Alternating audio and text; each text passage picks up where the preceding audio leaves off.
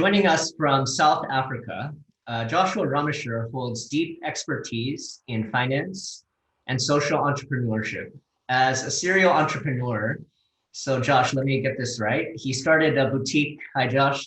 He started a boutique investment bank in New York. I don't know how someone just does that, but that's awesome. Solar irrigation in India, solar energy systems in several countries across Africa, a frozen yogurt franchise. Well, that makes more sense to most people. And I implore our audience to ask Josh about his cannabis marketplace. Josh, that's not something that is common in Asia yet. So he is currently in South Africa, in the city of Stellenbosch, near Cape Town, South Africa. So maybe, yeah, we can show the photos. It's an amazing city. I've gone to South Africa once, near Cape Town, South Africa, where he is the CEO of the Stellenbosch University Launchlab. So Josh, welcome to the program. Great, thank you for having me. Really appreciate being here and look forward to offering some lessons today. So can we go to the previous slide? You told me once that the photo on the left is just outside your window, and then the next slide is your university. Is that correct? Yeah, I would definitely implore anyone who has an opportunity to come to South Africa, especially the Western Cape. It is really just a beautiful area. It's also, I think, one of the really up and coming entrepreneurial centers in the world. So yes, this is Stellenbosch University right in the middle of campus.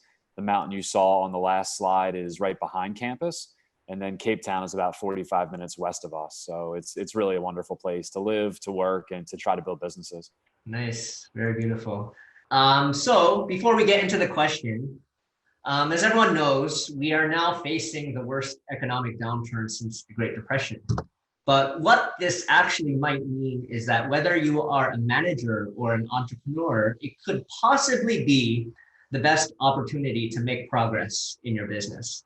I know that sounds counterintuitive, but looking at the majority of Fortune 500 companies, they were actually started during a bear market or even a full-blown recession. And these happened because previous opportunities vanished, but new opportunities emerge.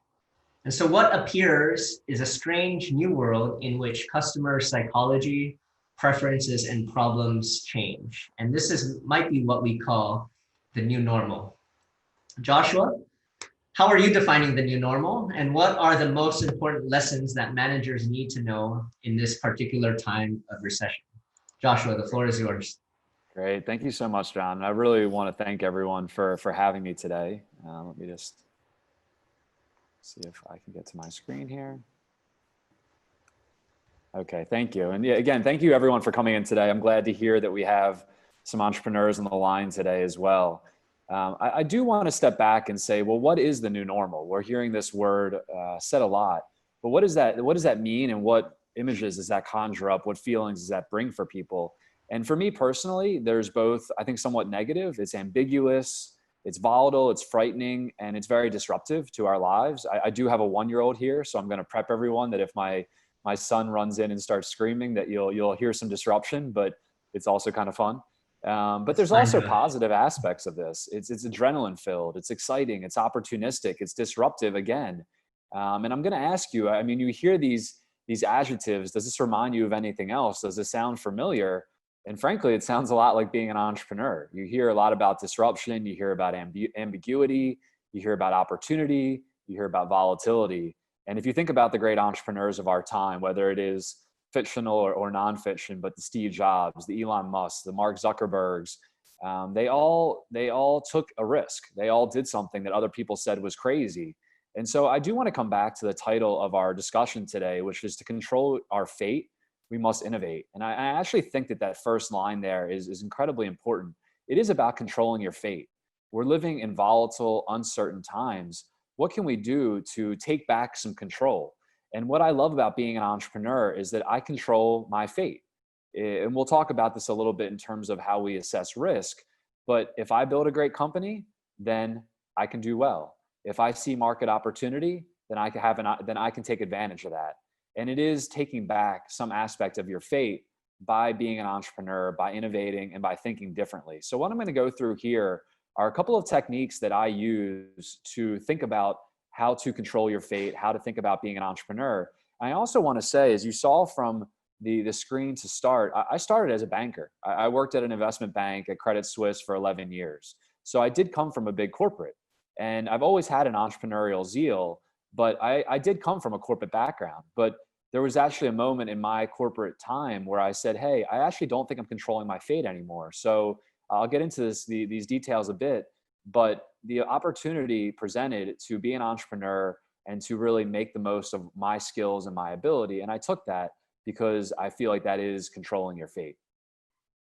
So the new normal offers us this opportunity to step back and really think about how we want to operate, how we want to move ahead in this new world. And I want to be very, very clear that I firmly believe that adversity is opportunity. I've been part of 6 startups in my career. The most successful, actually, from a financial standpoint, was one that I started during the Great Recession. I left Credit Suisse in 2009. I started a boutique investment bank in New York with a few former employees of Bear Stearns. And we effectively said, okay, there's a massive market disruption. How do we get in the middle of that? How do we do advisory services? How do we trade securities? How do we broker exchanges between clients in the middle of a massive disruption? And it was the most profitable, it was the most successful experience I've had so far as an entrepreneur. So really thinking about that opportunity, and companies were going down, people were losing their jobs. And I said, you know what, this is opportunity. So let's take this adversity, turn it into an opportunity. One thing I want to say is that you really need to surround yourself with materials, with people, with readings, with webinars that help facilitate that thought process. I believe this book called Grit by Angela Duckworth is a must read. And I'm happy to share some other must reads after the presentation today. But what is grit? Grit is having passion plus perseverance. It's really working from the inside out. So if you're on lockdown, we were shelter in place for a few months here, take some time, meditate, think about what really you're passionate about, what really moves you forward in this world. Take time to turn off the TV, turn off the smartphone, turn off Zoom, and think about what you're passionate about, and then persevere. You really have to put your head down as an entrepreneur and say, I'm going to achieve my passion. I'm going to achieve that goal, even if I do find adversity along the way. We grow that from the inside out. And the thing I can say there is that, what is the saying? The journey of a million miles starts with a single step. Greatness is just about doing ordinary things every single day, but being consistent in doing those things. So moving yourself forward every single day, having a routine, reading, surrounding yourself with positive people, and really taking a step in that process every single day. It's also about using proven techniques. I'm a huge fan of design thinking. I was able to go to business school at Stanford, where design thinking is really infused in almost everything we do, starting a business, making career decisions, whatever it may be. And so I would really go online, IDEO.org. There's tons and tons of online resources about how to use the design thinking process. But just to label it, what is design thinking? It really is an iterative, structured process to help us become human-centered. It's to help us think about our users, gain empathy, and to redefine problems. So when we think of something as a problem, it has a negative connotation. What if we think of it as a design challenge? You have this design space, and you're just trying to design a solution that meets your needs, meets the user needs, and allows you to provide a valuable product. And it also, I think, gives us the creativity and the flexibility to reframe and, what I like to say, live our life in beta. No one knows what's going to happen. If you asked anyone on this call 6 months ago, do you expect a pandemic to spread across the world? Almost no one would say yes. So the more that we live our lives in beta, which means is live your life in hypothesis testing. Form hypotheses, go out and test them, see what the results are, iterate on your hypotheses, and continue this feedback cycle. And when we look at design thinking, that really is that ideate, prototype, and test. Get out there, form a hypothesis, put it in the market, test it, learn from it, and keep that cycle going. And then always become user-focused. It is, even in the new normal, if you think about some of the techniques to build your own confidence and to build your own compassion, it's really thinking about how to help others. So the less that you focus on yourself, the more that you focus on others, the better products you're going to build. And I think the more happy you're going to be in that experience as well. So this isn't a poll, but it is a question that I would like to ask everyone. So In your opinion, which of these options has the greater risk for you or for your career? Let's just say you're a middle manager, you're employee number 125,000 out of say 250,000 employees at a large multinational company. But that multinational company has a massive fixed cost. They have a business model that is very, very steady. It's very concrete. It's hard to pivot because the multinational company is so big. And frankly, that company just lost 80% of its revenue due to COVID. And all of a sudden, they're going to lay off 25,000 employees. And frankly, it doesn't matter if you were number one last year. You may be part of that big layoff because they need to cut, say, 10%, 25%, 50% of their workforce. And this is a story we're seeing play out all over the world right now. Option number two, everyone says startups are so risky. Being an entrepreneur is a very risk-taking exercise. So let's just say you are employee number 8. You're leading business development efforts at a relatively small, say, Series A startup. You have 12 months of funding in the bank based on how much you spend every month. You're doing something that you feel aligns with your personal mission. It's something you find a lot of passion in. It's something that you're willing, when you get up I actually get up at 4:30 in the morning every morning and I start working because I love it. I love my work. So when you wake up every morning, you say, I want to get to work, I want to go. And all of a sudden you look out the world and COVID has happened. But if you're thinking about clean energy, we still have a planet to serve. We still have to figure out solutions to clean energy problems. You have enough runway. You have a relatively small business model that you can pivot. You can move it into the right area based on your user needs. And you have a small team that I'm sure is very passionate about building this business that has relatively low fixed cost. For me personally, option one has a lot more risk. I've seen this time and time again. At Credit Suisse, my group, we were doing almost $1 billion of revenue across 300 people. I mean, that is massive efficiency for an investment bank. And during the financial crisis, we cut 2/3 of our employees, not because we weren't profitable, not because they weren't incredible people, but because the bank had to let go of people, period. Didn't matter how good you were just going to get let go. That's when I left. And I said, I want to control my fate. If I think I'm good at what I do, if I want to control the outcome, then I'm going to go and work at a startup. And if it fails, it's the only reason it failed is because of my work. I like taking that delta, that risk between my work and the outcome. So I would just employ everyone to think about what is risk? What is your perceived value of risk? And I think this is where we can really start to shift our mentality during this crisis. The last piece of this is really getting back to grit. It's about passion. We literally spend 33% of our lives, not even our waking lives, 33% of our total time on earth working. The other, if you think about it, say you sleep 7-8 hours a night, that's another third that you're probably spending sleeping. So almost 2/3 of our lives are spent sleeping and working. How do you spend that time? Do you spend it with people that are mission driven, that are passionate about building a business that you really enjoy working with, that push you? Are you finding meaning and purpose in that work that you're doing? Are you seeing that the outcomes of your work are really moving a business forward? Are you able to think about innovative new methods for, say, funding a business, building a business model, getting a product to market that can influence others and can push the world forward? And I guess in the end, there's always this question, are you satisfied in your life? So in this present moment, and then with your life, if you look back at your experiences and what you've done, are you satisfied with that overall, that meta view of your life? And so work is a lot of our lives. So make sure that you're comfortable and happy with what you're doing. And I do think if most of us would step back and say, what have been the really formative experiences in our lives? Generally, they're actually not positive things at the surface. It could be the loss of a loved one. It could be your parents getting divorced. It could be a pandemic. But when you look at these things 5-10 years forward, you can see that they're big turning points in your lives. And what comes out of that can be very positive. So again, want to come back to this idea that adversity is opportunity. This is an opportunity to reflect and an opportunity to move forward in a thoughtful way. Thinking, and one option is being an entrepreneur. And I just want to throw that out there so people can understand what that is and maybe pursue options along that route. Thinking about question number 2 here, I definitely want to live by example, want to provide a few examples to put this into practice very quickly, because it is about getting quick wins and really trying this process. So you have to eat your own cooking. So I'm going to use a few examples from just the last couple of weeks at Stellenbosch University Launchlab. So we are a university-backed incubator.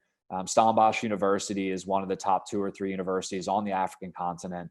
Our job is to help commercialize and bring to market a lot of the amazing research and development, intellectual property, patents that come out of the university. So universities do a ton of research work. How do we make that research work meet the commercial world? How do we bring that to bear outside of the university? And then we also incubate companies from South Africa, from the world as well, because we do feel like that bringing together of a university setting plus non-university entrepreneurs is very good to build businesses. So we recently started an effort to think about how do we build our partnerships? How are we really thinking about one side of our marketplace, which includes investors, governments, the university, different stakeholders. And instead of just diving forward and really trying to just solve the problem with a limited set of solutions, we took a design thinking approach. We spent the last 3 weeks doing empathy building.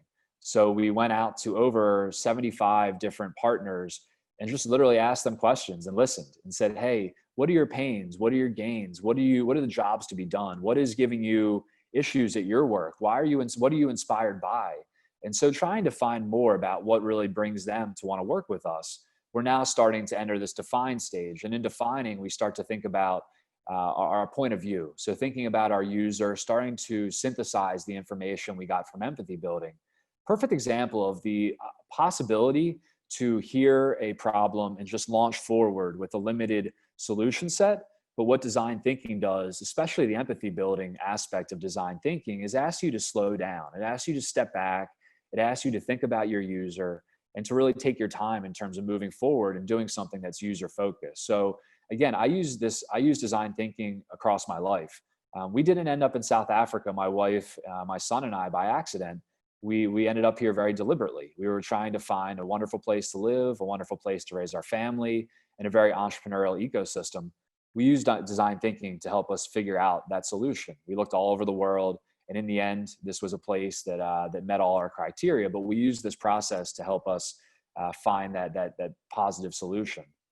A second example, in this crisis, we are seeing revenues come down, right? So if you have a high fixed cost base, then all of a sudden, as your revenues come down, your profitability is going to come down as well if you have high fixed costs. So we really had to step back over the last couple of months. I'm very, very committed to keeping my team on board. We have a great team. I want to support our team. I want us to not only survive, but thrive through the crisis. And so we said, okay, as a team, we're staying together. No one's going to get let go. We're going to continue moving forward so we can turn adversity into opportunity.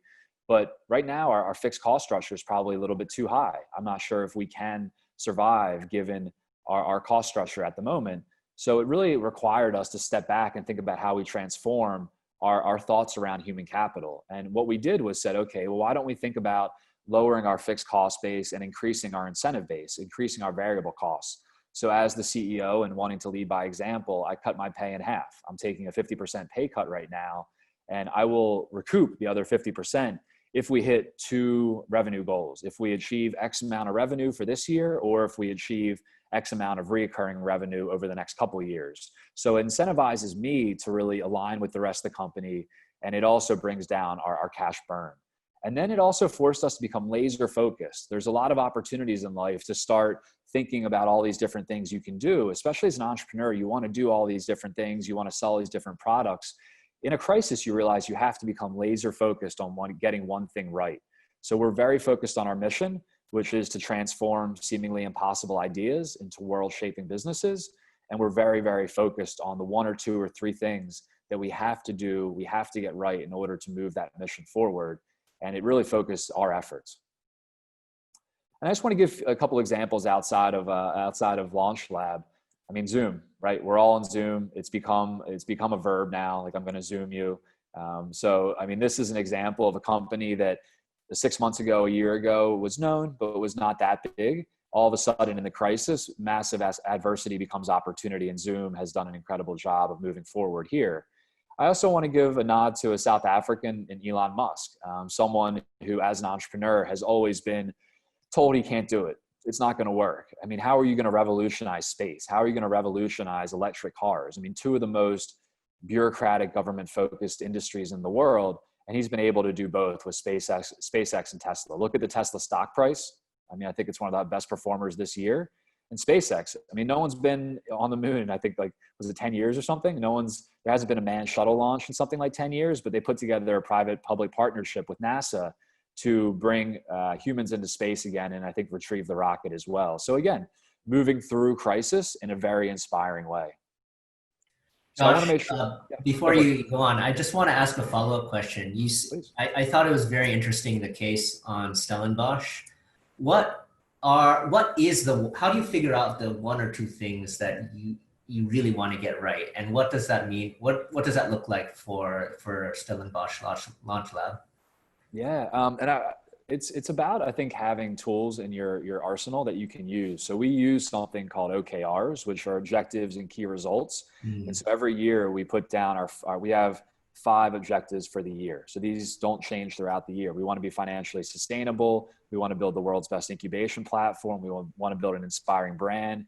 We embrace continuous innovation, and we build a really strong platform. Those are the 5 goals that we said before this year began. And then we focus, and key results are the 1, 2, or 3 things that you need to do every single quarter in order to achieve those different 5 goals.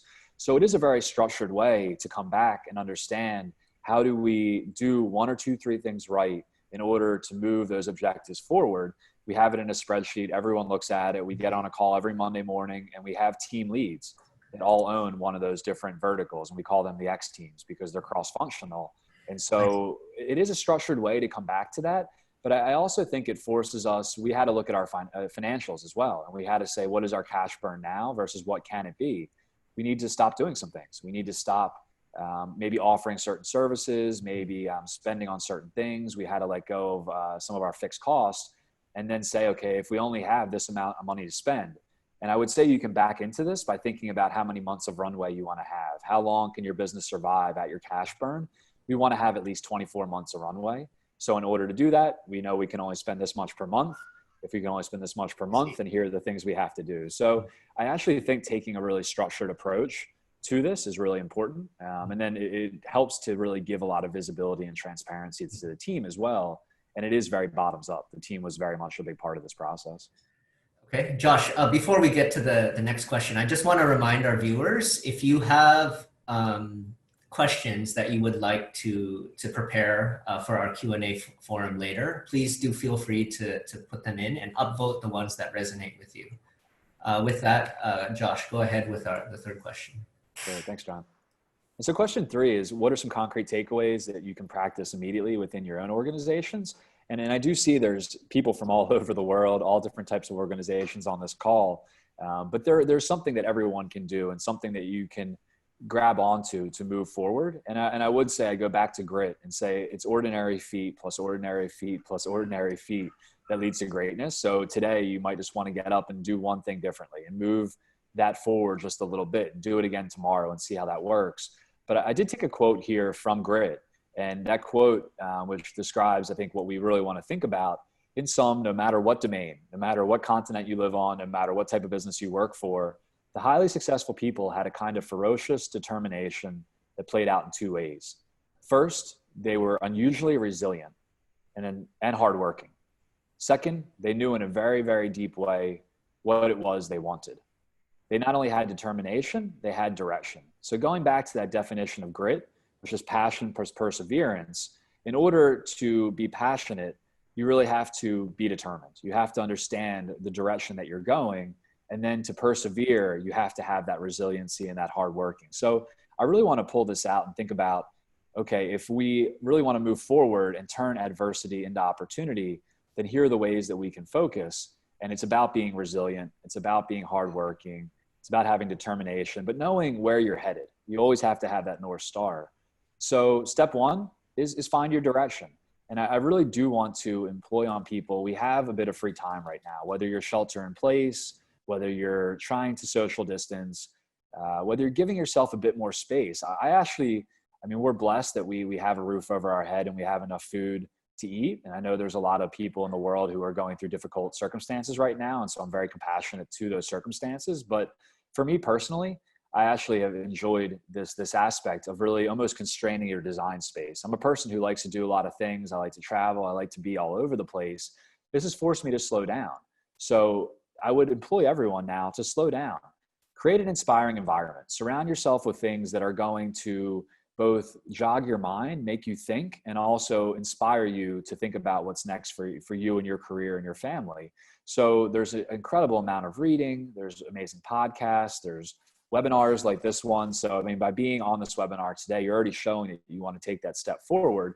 Continue to surround yourself with that. And when you have that free moment, always think about, what am I investing that time in? Are you investing it in your old work? Are you investing it in Facebook or social media? Or are you listening to an inspiring podcast? Are you reading about entrepreneurial techniques by Elon Musk or Steve Jobs or whoever else? Are you spending with your family? I mean, that's very, very important, is finding that personal balance. So what are you investing those free moments in throughout your day? And then you got to do the work. I mean, I'm not going to say entrepreneurialism is easy. It's hard. You have to work hard, but the hard work will pay off. I've seen that over time. So take the time to think, to write, to discuss. So as you think about these things and read about new techniques, find communities of people that you can bounce ideas off of. I went to Stanford because I really wanted to be part of a vibrant ecosystem of entrepreneurs. I wanted to have mentors. I wanted to have people around me that really helped me think about, how do I start a business? How do I respond to adversity? How do I get up when I fell down? That frozen yogurt franchise, terrible business.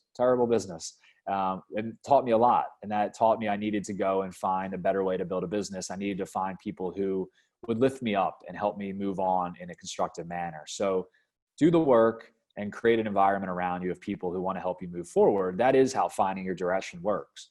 And then once you do that, grow your determination. We have to persevere. We have to be resilient through this crisis. And if you are, I'm confident that you'll come out the other side in a better place than where it began. So the only way to do it is to put it into practice. There is so much online material now. Everything has gone online.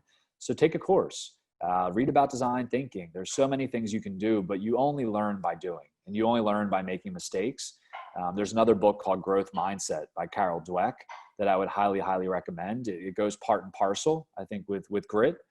So Growth Mindset by Dweck will help you not only start doing experiential learning, but being okay with failing sometimes and learning from those difficulties. And then again, just start walking. Just put one foot in front of the other by listening to this podcast or this webinar today. That is a great step. So what do you do tomorrow to move forward? And what are you doing the day after? Build in habits, make these habits. So say every day from this time to this time, I'm going to do this thing that moves me forward. So habits are very powerful in terms of building determination, building resiliency. And in the end, we need to have grit. This is a difficult time. I don't want to downplay that for anyone. There's a lot of people who will lose their jobs. There's a lot of people who will fall on tough times. But I want to be very, very clear that adversity is opportunity. But sometimes when the rug gets swept out from under you, it is the best thing. We can go through life sometimes in a bit of a dream or a bit of a haze. I think this has slapped everybody in the face. It's really slapped us and said, hey, what kind of life are you living? Where are you spending that 33% of your life?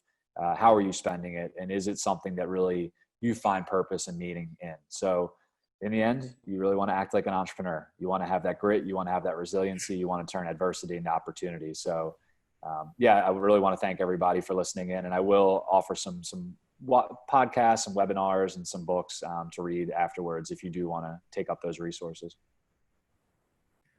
Josh, thanks so much for a great presentation. We already have a couple questions out here. So can we have Elizabeth Jacob? Can we put her on the line now? So she has a question. I believe Elizabeth is from Malaysia. So Elizabeth, can we put you on now? And just introduce yourself and share your question with us. Thanks, John. Hi, I'm Elizabeth. I'm from Kuala Lumpur, Malaysia, and work for a company called Seek Asia. Okay, so your topic is really interesting. Entrepreneurial mindset and how to be an entrepreneur. Totally agree with everything you shared. But my question is around the fact that, in today's environment where, the COVID situation has impacted like almost every line of business, directly or indirectly, and it's caused low revenue. And hence everyone that's working for any one of these industries or companies are impacted and are therefore very cautious or on a low spend mindset. So how do we, if we are in the entrepreneurial space and we definitely have a solution or product that we want to sell, how do we sell in this space where everybody is so cautious in spending? Yeah, it's a very, thank you, Elizabeth. It's a very good question. We're seeing it with all of our startups as well, right? I mean, revenues are down. There's a lot of volatility. People are uncertain about how their businesses are going to look going forward. So if you are selling, whether it's B2B or B2C, it is a very difficult environment. I do think it's an opportunity, though, to go back to design thinking and go back to your customers. And maybe you have to rescope your product. Maybe you have to rescope your pricing point. It could be letting go of some of the particular parts of your product, perhaps. Like if you have something that you're selling, maybe you realize that at a certain price point, it's not going to work. Maybe there's certain things you can take out of the product to, I don't want to say dumb it down, but to make it more simple and hit a lower price point.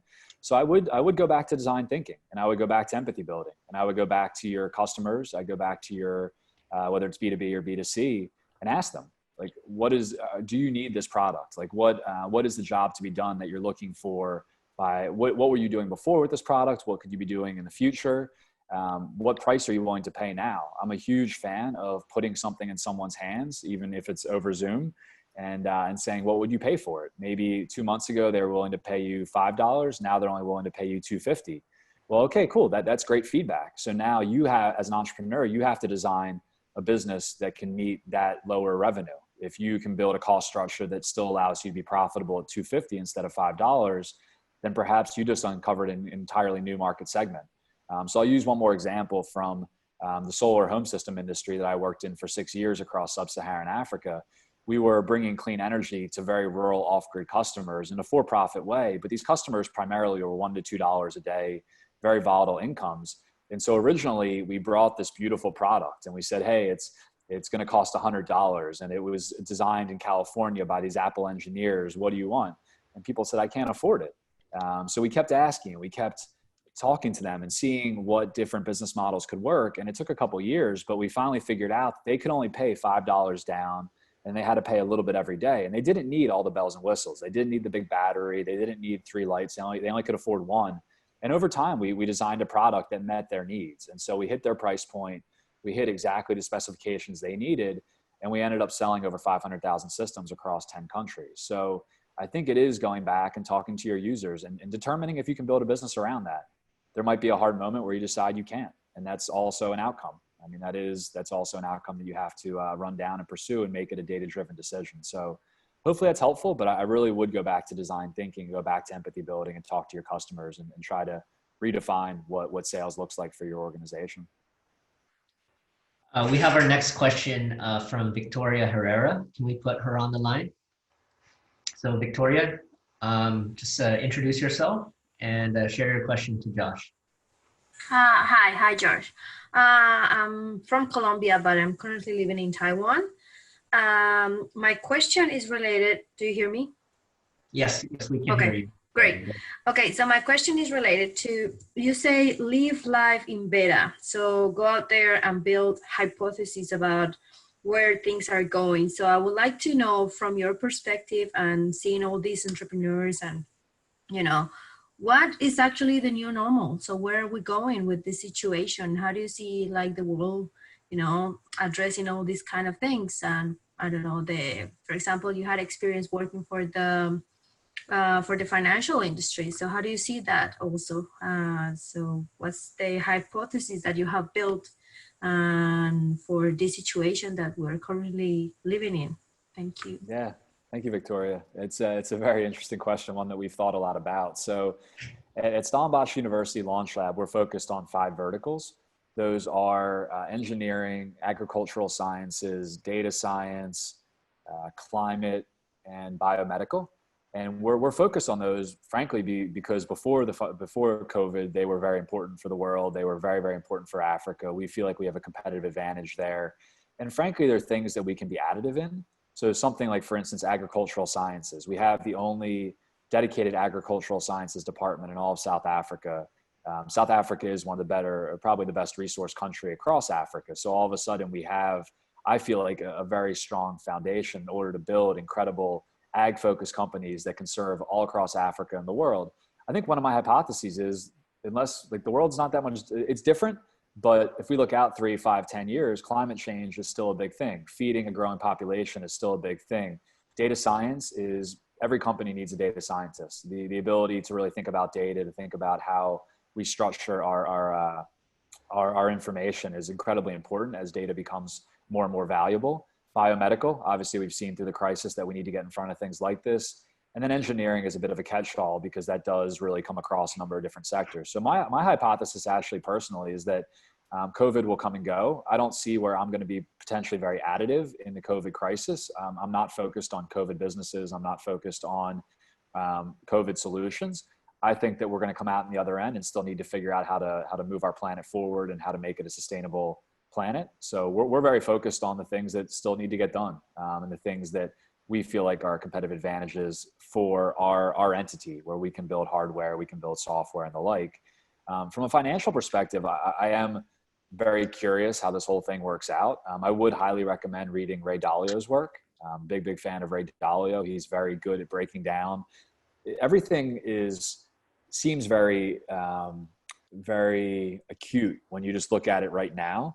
But if you look at the long cycles, 500 years or even 1,500 years, and Ray Dalio is incredible at looking at these long cycles, we are just in a cycle, and pandemics have happened before, debt crises have happened before. This is all, he always says it's another one of these, and we can learn from history. So I actually do think from a financial perspective, we are coming to the end of a pretty big cycle in terms of both our debt. I mean, interest rates across the world are at 0%. We have really high debt across a number of countries. So I think there will be a pretty big reshuffling of the financial structure over the next 5 or 7 years. I'm very curious because I think you can get between different segments. When big things break, there's a lot of opportunities to get between those different segments and try to figure out how to interact in them. That's what my boutique investment bank did. So I don't know if I have a specific answer for you, but I do think there are a number of things within the finance sector that are going to be very interesting.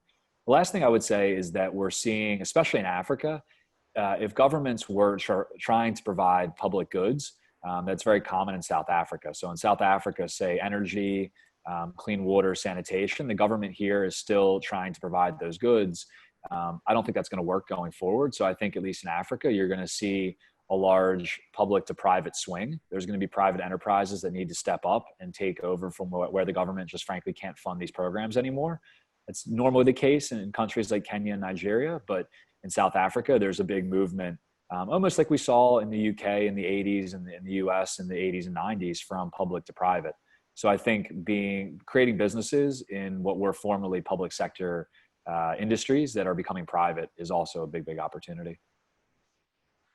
So we have our last question from Yi-Chun Cheng. It seems like she's quite in a noisy environment, so she just like me to kind of relay her message. Yi-Chun is from Malaysia. She'd like to know, how do you keep the resilience going during this pandemic when every decision you make is going to make an impact to your employees? So I think this is another mindset, psychological question, especially when you have to make decisions which are less favorable for them. And even if it is for the sake of the quote unquote greater good, the business continuity plan. So how do you keep that resilience? I think there's two pieces of it. One is having a goal. I mean, no matter what, stepping back and reevaluating your circumstances and setting a goal. So our goal was that we're going to keep our team together. That was what we said. We want to, through this crisis, be able not only to stay together, but also grow and thrive through it. And so with that, we had to look, then you can step from your goal, you can start building your structure about how you're going to achieve that goal. So we had to look at our cost structure. We had to figure out, okay, we spend this much money, we can only spend that much divided by 2. What are we going to do? So as I said, I took a big pay cut. So I do think you have to lead by example. You have to put yourself first. And I restructured my contract to say, okay, I'm going to have a lower fixed salary. I'm going to be mostly incentive based and figure out how to make that work. So I do think it's about thinking, what is your goal? And then even thinking about the particular teammates that you have. If your senior people can take a bit of a pay cut, that actually can have a massive ripple effect through the entire organization. And you want to think about the people that are vulnerable. If you have lower level employees that frankly probably couldn't find another job, may not have savings, then you want to do all you can to put them first. And I think really you can build a stronger team throughout all this. So I do think it's important to have a goal, to be very deliberate in that goal, and to have a tracking mechanism. Like I said, we have these OKRs, the goals right there, all the different things that we need to do to achieve that are very much present. And then we're very transparent about it. And everyone knows it. I think being very open and communicative with your team is very important, letting them know exactly where we are. They all know anyone in my company is going to know our cash position. They're going to know our burn rate last month. They're going to know what revenue we've done. They're going to know what revenue we need to do for the next rest of the year. So it's becoming a team. It's really not taking the burden on yourself as a leader. You want to lead by example, but at the same time, I say to them, if we have to pack up and put a going out of business sign on the door, then we'll do it together, because we were all in this together, and this is what it's all about. I think the second piece about resiliency there is about your environment. So it's very easy to read negative articles. It's very easy to watch negative news or to hear from people who have negative opinions. And that's going to happen. I mean, there is a lot of suffering in the world right now, but the more that you can surround yourself with positivity, you can surround yourself with this growth mindset, and again, building that into your routine. So when you wake up every morning, what do? Are you getting outside and taking a walk and thinking about what your day is going to look like? Are you reading some inspiring material? Are you listening to a great podcast?